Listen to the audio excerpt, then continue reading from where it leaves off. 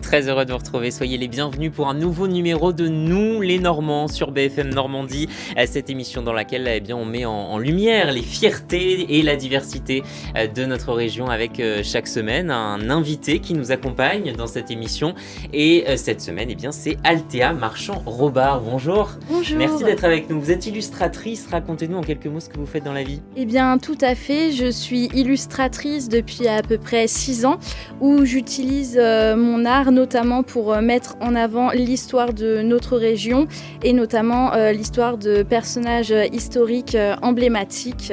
On va en reparler dans cette émission. Sur ce plateau également 2 chroniqueurs pour m'accompagner, Dominique Kroskov. Bonjour Dominique. Bonjour Bastien. Merci d'être là. Vous nous emmenez chaque semaine dans un lieu de la région. Oui, ça sera. On va rester dans le thème. On va aller à Ornavik, tout près de Caen. Ouais, très bien. Près de Caen, voilà. Tout à l'heure. Beau parc. C'est notre découverte de la semaine. Et puis Gauthier le nôtre. Bonjour Gauthier. Bonjour Bastien.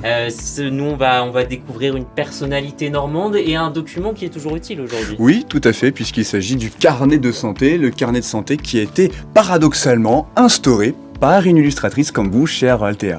Et vous allez nous raconter ça tout à l'heure. Voilà pour le programme. Nous les Normands, c'est parti.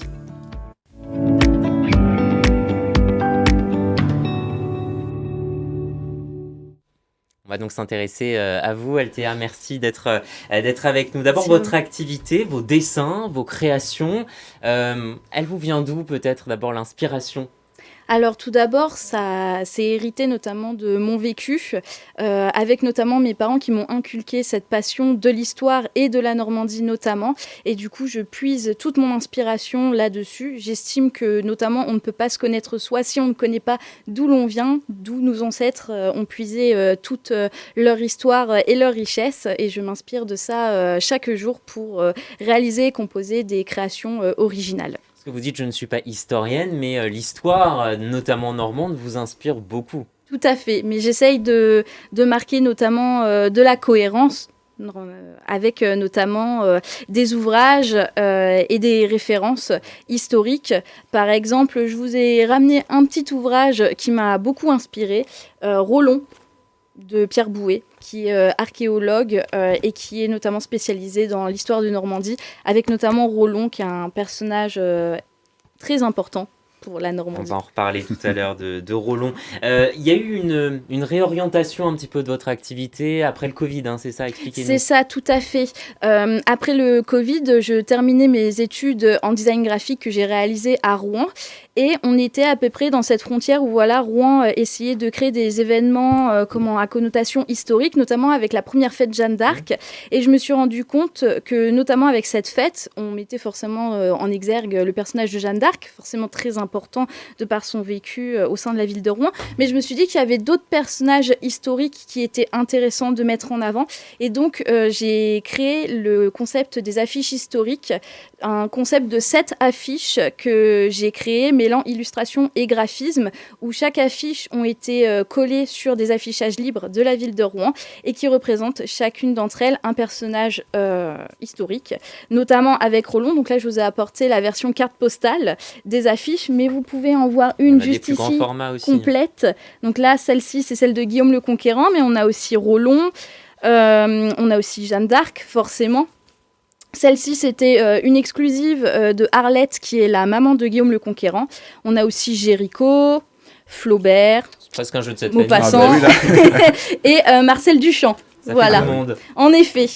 Et encore, je n'ai pas fait tous les personnages parce que forcément, la Normandie regorge de personnages fort intéressants. Évidemment. Ça prend combien de temps de faire un dessin comme ça ? Alors là, je dirais à peu près 1 semaine.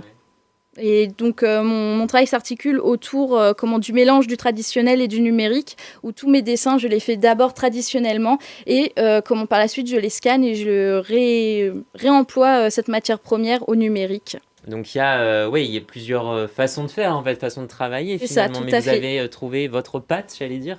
J'essaye. Vous dites dessiner, ce n'est pas un acte anodin, c'est une façon de laisser une trace. Ça veut dire quoi ? Tout à fait. Alors pour moi, c'est une façon de marquer les esprits à travers des thèmes qui peuvent intéressée. Alors moi souvent, à travers mes études et comment les dialogues que j'ai avec des personnes de mon âge, souvent on se désintéresse de l'histoire. Et moi, à travers mon art, je souhaite vraiment montrer que voilà, on peut s'y intéresser, on peut trouver une forme d'intéressement, notamment avec les formes graphiques qu'on peut employer.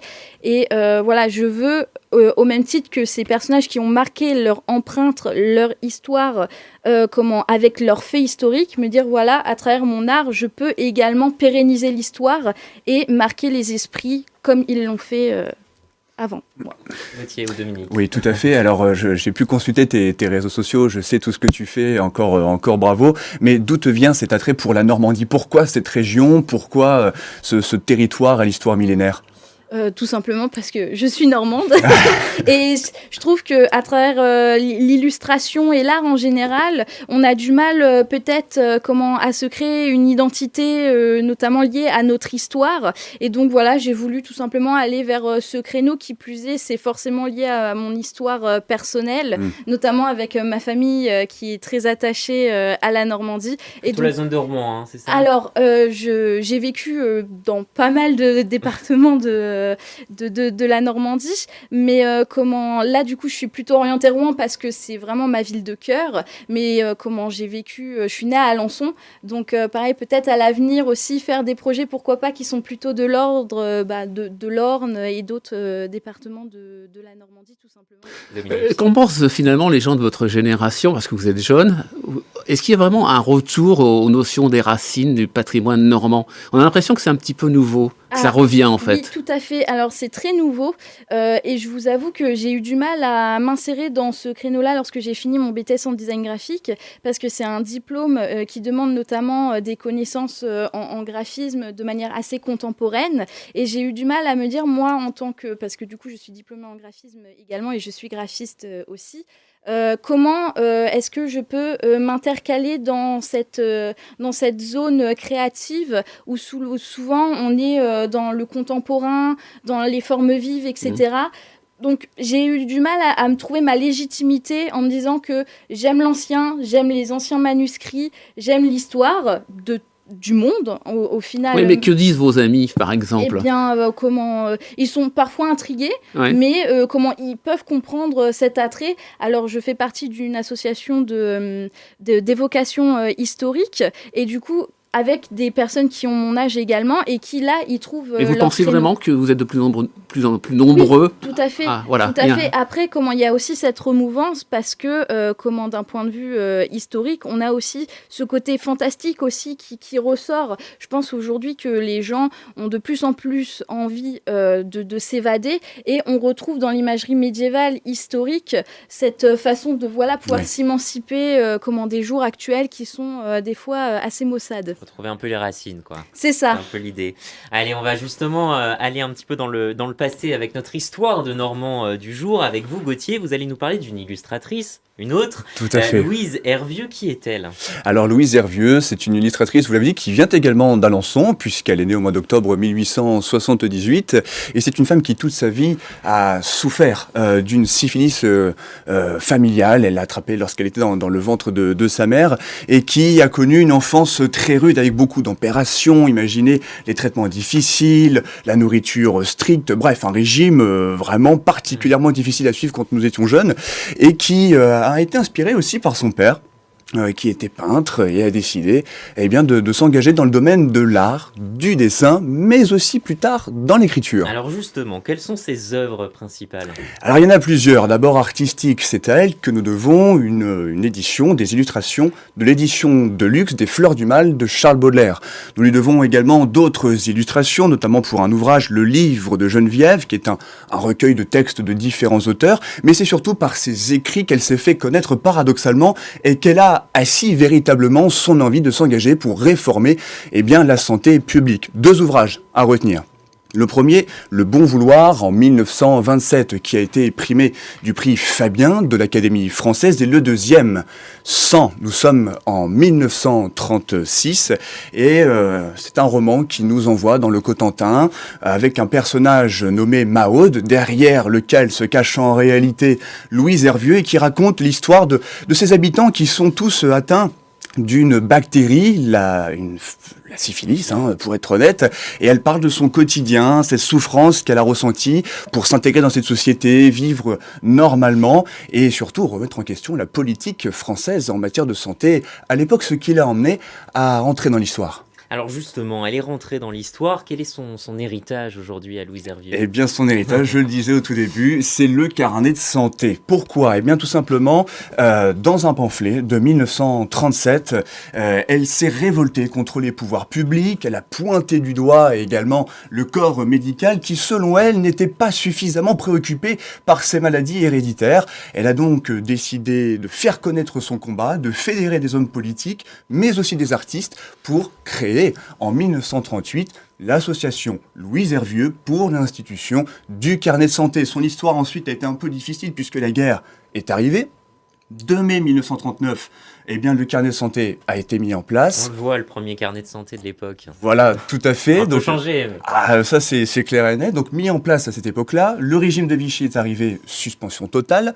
Quelques communes de Normandie ont fait jouer leur liberté locale en décidant contre le gouvernement de le mettre en place. C'est le cas de la ville de Rouen, qui a reconnu la primeur de cette invention à notre Normande. Il faudra attendre le 14 décembre 1944, la libération, le gouvernement de Charles de Gaulle, pour que l'arrêt Ruccard se mette en place et que le carnet de santé soit définitivement adopté. Belle histoire, en tout cas. Vous connaissiez l'histoire de cette femme, Althea ? Un petit peu. Une illustratrice, comme quoi ça peut mener à tout. Exactement. Ça part de simples dessins et puis finalement, c'est ça peut mener à beaucoup de choses. On va évoquer votre Normandie maintenant. Votre fierté aussi d'être normande, vous l'assumez, vous le revendiquez ? En effet. Vous connaissez bien la région, parce qu'on le disait, vous êtes né dans l'Orne, vous avez vécu dans l'Eure aussi. Maintenant, vous êtes en Seine-Maritime. Qu'est-ce qu'elle représente pour vous, la Normandie ? Une identité. Vraiment, je me reconnais dans l'identité normande. Pour moi, c'est comme une grande famille dans laquelle j'ai la chance d'être dans ce noyau central qui est Rouen. Et c'est un bonheur au quotidien, tout simplement. On vous a demandé, comme à chaque invité, de remplir un petit questionnaire avant d'enregistrer cette émission, notamment un souvenir marquant que vous avez avec la région. Vous nous avez parlé de la traversée du pont de Normandie. Oui, en effet. J'étais toute petite et je venais d'arriver dans l'Eure avec mes parents. On partait de Donfleur en bateau et nous avons du coup traversé jusqu'à le pont de Normandie, jusqu'à en passer dessous. Sauf que le vent n'était absolument pas avec nous. Nous avons eu des bourrasques. Je n'explique même pas. Depuis, je sais que j'ai le mal de mer et que voilà, je ne supporte absolument pas le bateau. Et en plus, pour la petite anecdote, vraiment, je devais avoir 4, 5, 6 ans, quelque chose comme ça. À cet âge-là, on a tous peut-être notre petit doudou, notre petit porte-bonheur. Et j'ai eu qu'une crainte, c'est qu'il tombe par-dessus bord. Et je crois même que c'est ma maman qui a réussi à le récupérer avant qu'il tombe. Toujours les mamans qui aident. C'est ça. Heureusement qu'elles sont là. On les salue, les mamans. L'histoire qui occupe une place importante chez vous depuis très jeune d'ailleurs. Je crois que quand vous étiez plus jeune, vous participiez à des fêtes médiévales. Tout à fait, oui. Également avec mes parents, comme quoi vraiment sans eux, je ne serais peut-être pas là et je n'aurais pas cette appétence pour l'histoire qui est fortement assumée. Mais oui, je faisais du coup des fêtes médiévales. Vraiment, j'ai Donfront et d'autres, Saint-Pierre-du-Val. C'est très populaire maintenant. Oui, très très populaire, mais vraiment, j'ai retrouvé récemment des photos de moi-même toute petite avec mes parents à déambuler dans des fêtes médiévales. Alors forcément, je ne me souviendrai absolument pas de toutes les villes dans lesquelles on a été, mais voilà, ça a participé à votre œuvre aussi, ouais. C'est ça, exactement. À la passion. À cette passion qui donc continue. Vous nous parliez de Rollon, vous aviez évoqué Rollon tout à l'heure. C'est vrai que c'est un Normand qui vous inspire. Pour quelle raison ? Déjà, alors c'est un viking, mais ce que j'aime avec l'œuvre de Rollon, c'est qu'il casse les codes du viking. Alors, pour vous expliquer un petit peu plus, d'ailleurs, j'invite tous les spectateurs, téléspectateurs, s'ils apprécient l'histoire, à vous renseigner notamment avec cet ouvrage-ci qui vous expliquera tout bien mieux que moi. Très bon auteur, réputé, oui. Parce que, c'est ce que j'explique, je ne suis absolument pas historienne ni archéologue et je n'aurai jamais les mérites de le dire, je me renseigne juste. Mais Rollon, il est arrivé de Scandinavie. Bien évidemment, s'en est suivi des raids et des pillages. Néanmoins, quand le duché de Normandie lui a été concédé par Charles le Simple, il a fait en sorte que les personnes, les chrétiens qui étaient sur place aient toujours leur place lui-même s'étant christianisés. Et c'est en fait cette notion d'acceptation. Les Vikings sont arrivés, on leur a concédé la terre, mais ils ont accepté tout le monde sur place, et c'est cette notion de partage que j'apprécie énormément, notamment dans cette figure qu'on a tendance à oublier. Et c'est vrai que derrière cette image de barbare que nous pouvons avoir des Vikings, en réalité, Rollon avec ses hommes, suite au traité de Saint-Clair-sur-Epte en 911, qui est le traité de fondation du duché de la Normandie dont tu faisais écho, en réalité ont été capables de bâtir une vraie civilisation avec une population vivant en relative harmonie. Il y a toujours eu forcément des foyers à droite et à gauche, mais c'est vrai que cette image est assez écornée aujourd'hui. Rollon, donc, source d'inspiration toujours aujourd'hui, on l'a compris, la tapisserie aussi, la tapisserie de Bayeux notamment. En effet, la tapisserie, vraiment, la bataille d'Hastings. Un coup de cœur. Exactement, alors c'est rigolo, mon marque-page aujourd'hui. Gros marque-page. Exactement, c'était une réinterprétation d'une carte de tarot, le chevalier d'épée, en reprenant l'esthétisme de la tapisserie de Bayeux, pour vous dire à quel point je m'en inspire. Également, le collier que vous voyez sur moi, un écu normand qui est repris également de la tapisserie de Bayeux, et l'écu qui est le bouclier normand qui est représenté dans beaucoup de représentations. Justement, vous parlez de Bayeux, la tapisserie, un déménagement. Elle est pour l'instant mise bien au chaud. C'est ça, exactement. Qu'est-ce que vous pensez finalement de cette expédition à Londres ? Alors, est-ce qu'on prend des pincettes ? Alors, pour être tout à fait honnête, au début, je me disais que c'était pas un mal tant que les conditions s'y préparaient. Oui, bien sûr. Mais je n'étais pas forcément renseignée du point de vue de l'état de la tapisserie, etc., si cela pouvait vraiment prétendre à un déplacement. À savoir que le 31 août dernier, je suis allée à la tapisserie de Bayeux la voir avant qu'elle parte. Le dernier visiteur. Vraiment le dernier jour.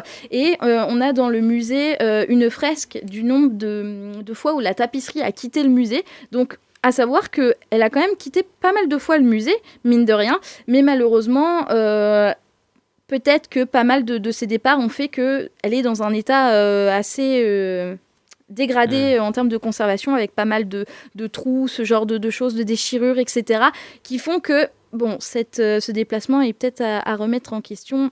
Néanmoins, il y avait une pétition, je ne sais pas si elle est clôturée. Oui. Elle est clôturée. Oui, c'est quasiment parti là. Le décrochage a été exposé l'année prochaine. Le bateau qui était également dans le musée de la tapisserie de Bayeux a quitté le musée pour rejoindre une autre association de reconstitution historique qu'il a actuellement. Voilà. Vous reviendrez là, vous irez la voir. Vous êtes mitigé, quoi. Oui, très très mitigé. J'ose espérer que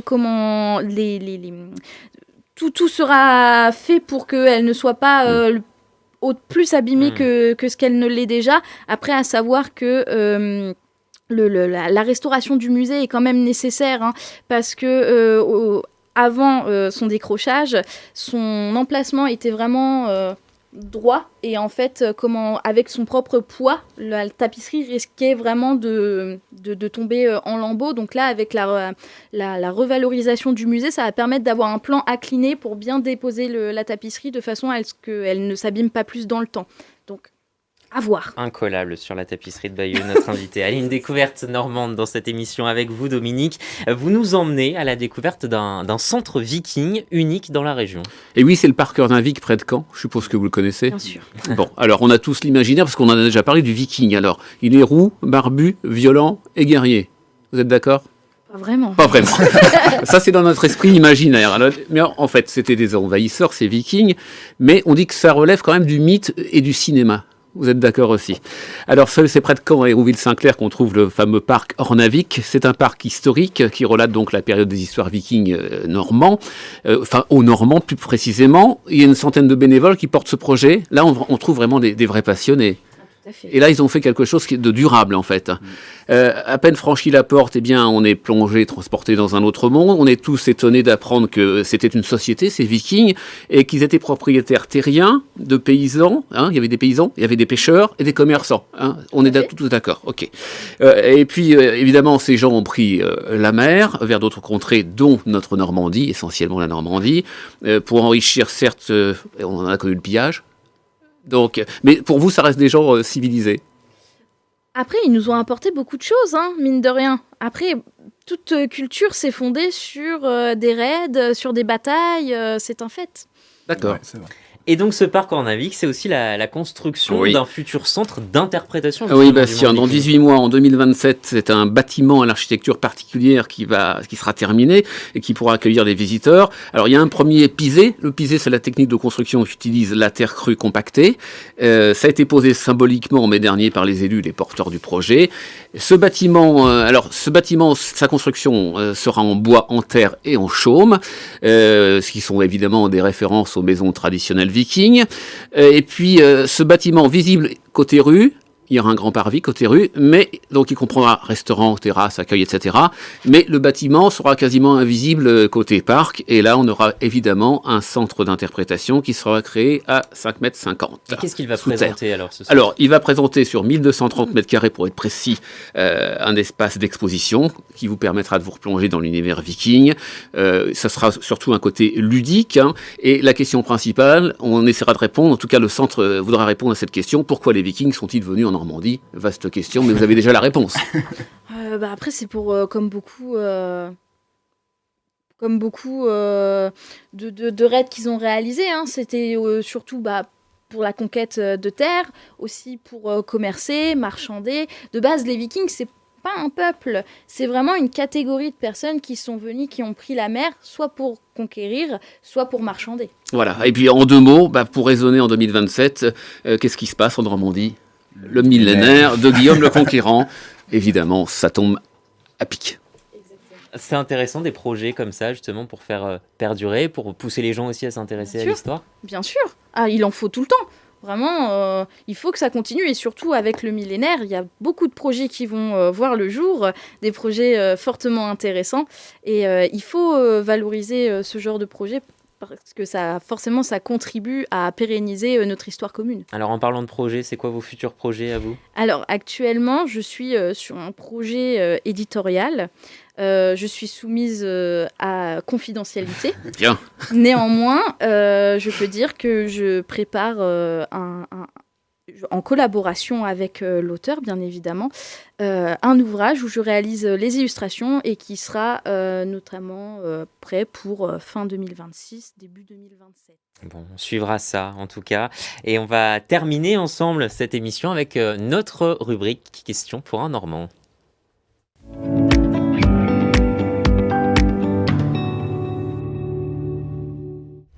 Le principe de cette rubrique, eh bien, il est très simple. 10 questions, des réponses assez courtes. Et ça va nous permettre d'en savoir plus sur justement vos liens avec la Normandie. D'abord, le camembert de Normandie ou le Pont-l'Évêque ?